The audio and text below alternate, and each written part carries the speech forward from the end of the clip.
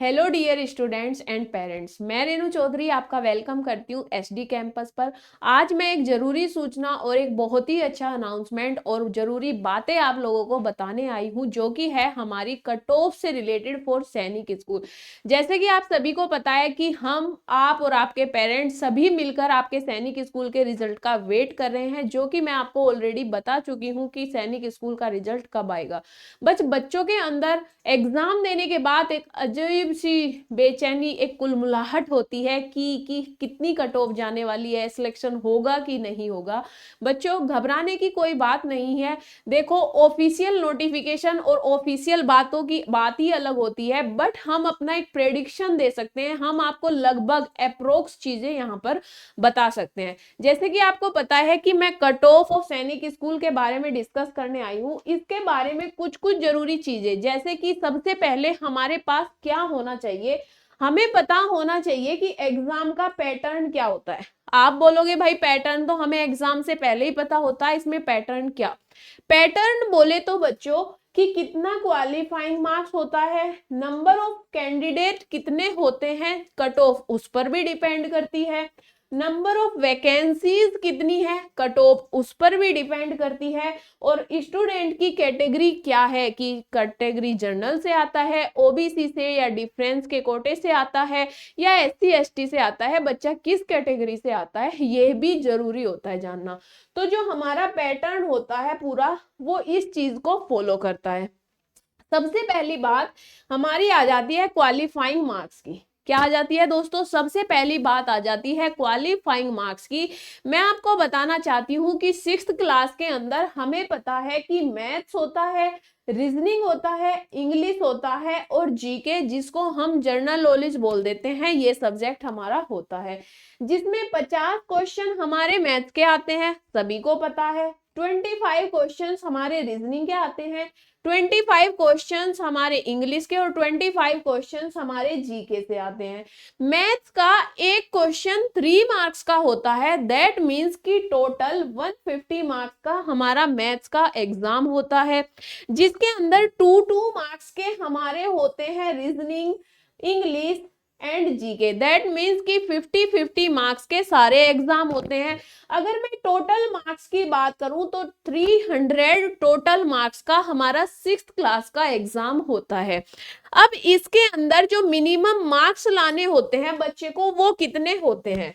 देखो दोस्तों, हमें कोई भी एग्जाम को क्वालिफाई करने के लिए क्राइटेरिया होता है कि क्वालिफाई करने के लिए आपको इतने मार्क्स तो चाहिए। जैसे अगर मैं मैथ्स की बात करूं, इसमें आपको 25% मार्क्स, रीजनिंग में 25% मार्क्स, ऐसे इंग्लिश में और ऐसे ही जीके में आपको 25 मार्क्स चाहिए होते हैं। 25 मार्क्स की बात नहीं कर रही मैं, 25% मार्क्स की बात कर रही हूँ। परसेंटेज बोले तो क्या, जैसे आपका 150 मार्क्स का ये क्वेश्चन, आपका मैथ्स का एग्जाम होता है, मैथ्स के क्वेश्चंस आते हैं, तो इसमें से आपको अगर मैं 25% की बात करूं तो 37.5 मार्क्स हमें कम से कम चाहिए ही होते हैं क्वालिफाई करने के लिए। अगर आपके मार्क्स इससे ज्यादा हैं तो आपकी कॉपी चेकिंग का there will be no benefit, आपकी कॉपी की मार्किंग ही नहीं होगी। सेम आपके इसके अंदर भी 25% मार्क्स, इसके अंदर भी 25% मार्क्स, इसके अंदर भी 25% मार्क्स। दैट मीन्स कि 12.5 नंबर आपको इन तीनों सब्जेक्ट में चाहिए। कितने चाहिए? 12.5 नंबर इन तीनों सब्जेक्ट में चाहिए और 37 नंबर आपको चाहिए मैथ के अंदर। अगर मैं टोटल बात करूं तो 75% के लगभग आपको मार्क्स चाहिए। ये होता है हमारा क्वालिफाइंग, यानी कि ईच सब्जेक्ट के अंदर इतने मार्क्स तो हमें लाना ही बनता है। अब आ जाता है एग्रीगेट मार्क्स, यानी कि टोटल क्वालिफाइंग मार्क्स। ये तो ईच सब्जेक्ट के लिए हो गया। अब टोटल क्वालिफाइंग मार्क्स कितने होंगे? जो हमारे टोटल क्वालिफाइंग मार्क्स होते हैं वो होता है 40%। दैट मीन्स कि 300 का हमारा पेपर होता है, 300 में से 40% मार्क्स आपको क्वालिफाई करने के लिए चाहिए ही चाहिए। क्या बोला?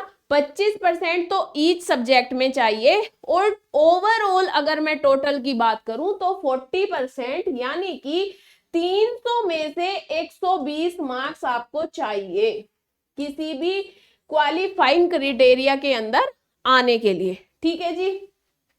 एससी एसटी के लिए दोस्तों वहां पर कोई भी क्राइटेरिया नहीं होता, ये क्राइटेरिया एससी एसटी के लिए फॉलो नहीं होता है, उनको कोई भी क्वालिफाइंग मार्क्स का क्राइटेरिया नहीं होता, वो बच्चे ऑलरेडी क्वालिफाइंग माने जाते हैं।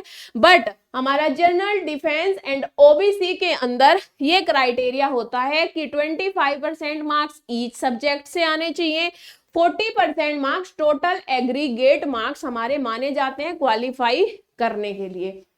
इसके बाद हमारी बात आ जाती है कि मेरिट लिस्ट का क्या इफेक्ट होता है, कैसे बनती है। देखो, हमारी स्कूल वाइज वैकेंसी पर हमारी मेरिट लिस्ट डिपेंड करती है कि स्कूल पर स्कूल में कितनी वैकेंसी है। जैसे उत्तराखंड में, यूपी में, हर जगह के अलग अलग स्कूल्स के अंदर कितनी वैकेंसी है, तो स्कूल वाइज अलग अलग क्या बनती है, कट ऑफ बनती है, हर स्कूल की डिफरेंट कट ऑफ होती है। फिर जो हमारी कैटेगरी होती है, कैटेगरी वाइज अलग कट ऑफ बनती है कि वो नंबर ऑफ सीट कितनी है और कितने बच्चे हमारे पास हैं, उसके अकॉर्डिंग कट ऑफ बनती है। फिर आ जाता है कि बॉयज और गर्ल्स के बीच में भी डिफरेंस होता है। पहले कैटेगरी आ गई, फिर आ गया boys and girls, category wise फिर बॉयज एंड गर्ल्स में वो बट जाती है टोटल नंबर ऑफ सीट। ठीक है, जितनी सीट होगी उसी के अंदर कट ऑफ हमारी जारी हो जाएगी। एक बात स्टार मार्क करके याद रखना कि जब भी पेपर इजी आता है ना दोस्तों, कट ऑफ तभी हमारी हाई जाती है। जब भी पेपर इजी आएगा, अगर अब की बार का पेपर आपने देखा था, हमने लाइव सॉल्यूशन भी उसका कराया था, पेपर ज्यादा हार्ड भी नहीं था और बहुत इजी भी नहीं था। पेपर का लेवल बिल्कुल मॉडरेट यानी कि बीच का था। कुछ ही क्वेश्चंस ऐसे थे जो थोड़े टफ थे, बाकी इजी ही क्वेश्चन थे। तो जितना इजी पेपर होगा, कट ऑफ उतना ही हाई जाने की उम्मीद होती है, इस बात को याद रखना। इसके बाद आ जाता है हमारा 6th क्लास के लिए कितनी कट ऑफ हो सकती है, बॉयज के लिए, गर्ल्स के लिए, और अगर हम अदर स्टेट में अप्लाई करना चाहे तब कितनी कट ऑफ हो सकती है। जैसे अगर मैं यहाँ पर जर्नल की बात करूं, जर्नल की कट ऑफ आप 240 या 245 तक आप लगभग एस्टिमेट कर सकते हैं कि 240 से 245 के बीच हमारी जा सकती है। सेम विद डिफेंस, डिफेंस और जनरल की कट ऑफ में ज्यादा डिफरेंस नहीं होता, इसका भी आप 240 तक एस्टिमेट ले सकते हैं। अगर मैं ओबीसी की बात करूं, ओबीसी पे थोड़ा इफेक्ट आ जाता है, आप बोल सकते हो 230 से 235 के बीच आप इसकी कट ऑफ को लेवल को मान सकते हो। ठीक है, अगर मैं एससी एसटी की बात करूं ना दोस्तों, इनकी कट ऑफ लगभग सेम ही होती है। इनकी कट ऑफ +-5 इधर प्लस यानी कि 205, 210 या 215 प्लस माइनस हो जाएगा, 210 के आसपास ही इसकी कट ऑफ रहेगी, ना इससे ज्यादा ना कम। एससी एसटी पर काफी इफेक्ट आ जाता है कट ऑफ का। अगर मैं गर्ल्स की बात करूं ना दोस्तों कि गर्ल्स की कट ऑफ कितनी रहेगी, गर्ल्स में और बॉयज में डिफरेंस हो जाता है। अगर मैं इसकी कट ऑफ की बात करूं, आप 225 से 235 तक इसकी कट ऑफ को एस्टिमेट कर सकते हैं। मैं फिर से बताना चाहूंगी दोस्तों, केवल ये प्रेडिक्शन है, आप लोग ना डरे ना घबराए, जो भी आपने किया है वो बेस्ट किया है।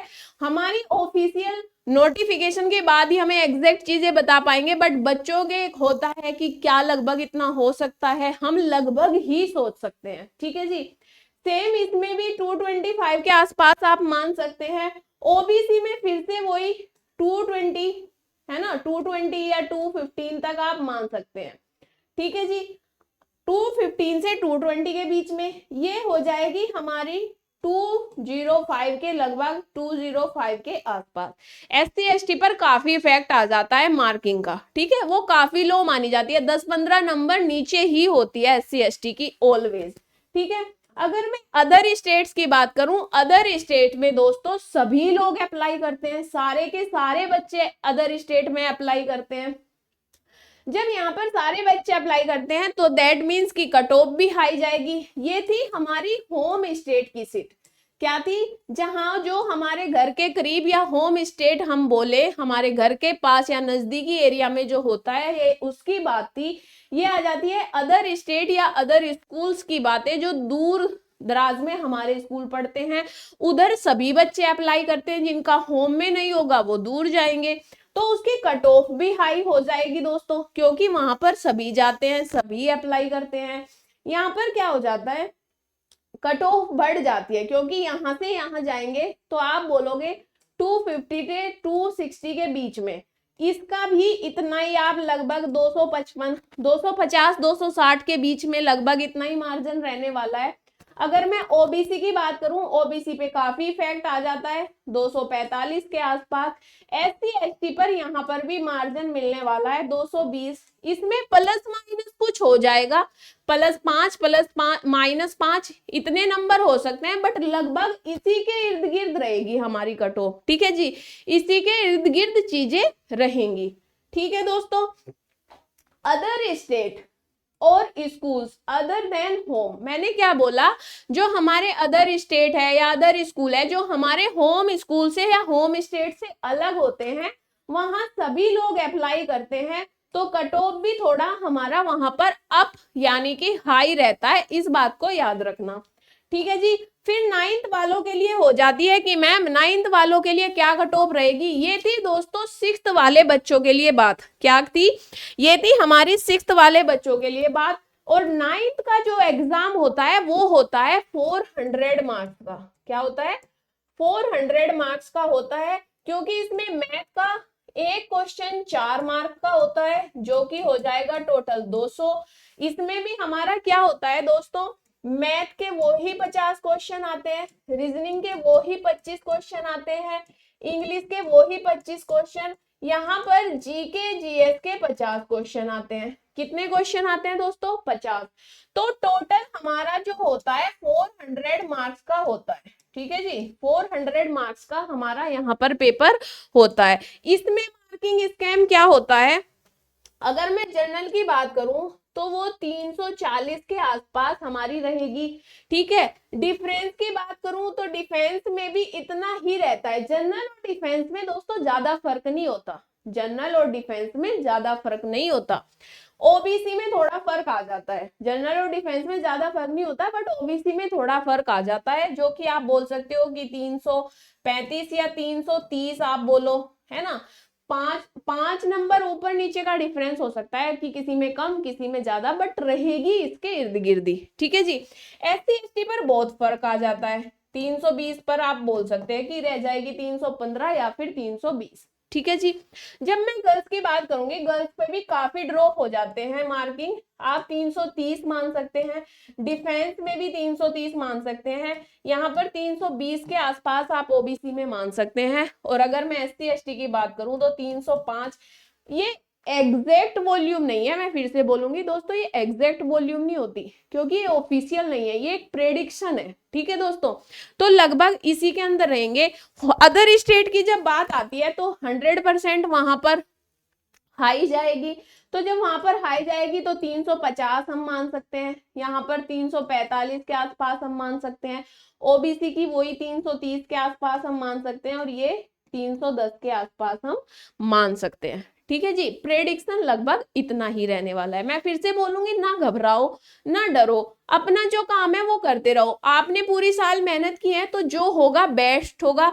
ऐसा नहीं है कि आप किसी से पीछे रह जाओगे, ना किसी से पीछे रहोगे। आपने कुछ अलग ही सीखा है, अलग ही हुआ है। लाइफ में और भी बहुत से एग्जाम होने वाले हैं, तो आपने कुछ एक्स्ट्रा ही गेन किया है। ठीक है, इसमें किसी का भी नुकसान नहीं होने वाला है।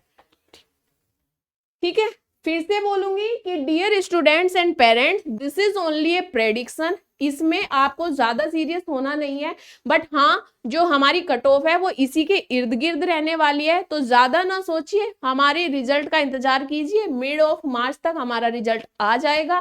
तब तक के लिए thank you so much, bye bye. हम मिनिस्ट्री ऑफ डिफेंस के लिए प्रिपरेशन कराते हैं। अगर कोई भी बच्चा जुड़ना चाहता है और अपने सैनिक स्कूल या जेएनवी में जाना चाहता है, तो एसडी कैंपस के साथ जुड़ना ना भूलिए। तब तक के लिए bye bye, thank you so much.